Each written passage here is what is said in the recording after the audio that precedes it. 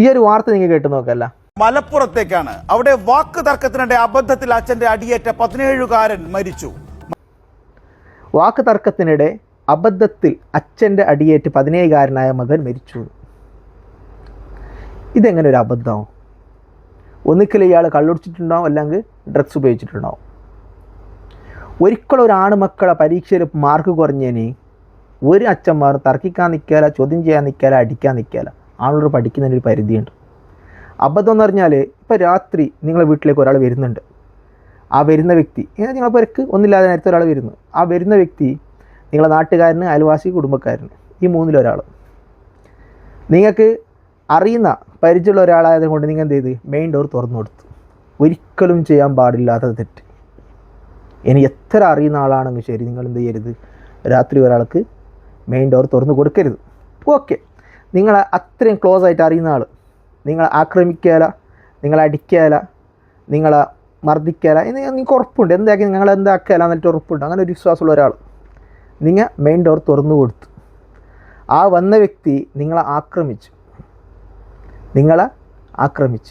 സമയത്ത് നിങ്ങൾ എന്ത് ചെയ്ത് പ്രതിരോധിക്കാൻ ശ്രമിച്ച്, അതിനെ എതിർക്കാൻ നോക്കി.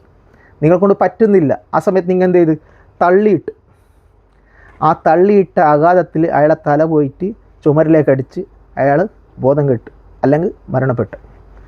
അതല്ലെങ്കിൽ പ്രതിരോധിക്കാൻ പറ്റാത്ത സമയത്ത് ഇരുമ്പിൻ്റെ കഷ്ണം അല്ലെങ്കിൽ മുട്ടി, അതിന് നല്ല വിറകിൻ്റെ കഷ്ണം പൊളുക്ക എടുത്ത് നിങ്ങൾ തലക്കടിച്ച് അയാളെ ബോധം പോയി, അയാൾ കൊല്ലപ്പെട്ടു. ഇതാണ് അബദ്ധത്തിൽ സംഭവിക്കുന്നത്, സ്വയം രക്ഷയ്ക്ക് വേണ്ടി നിങ്ങൾ ചെയ്യുന്നത്. പക്ഷേ ഇവിടെ നടന്നത് കൊലപാതകം തന്നെയാണ്.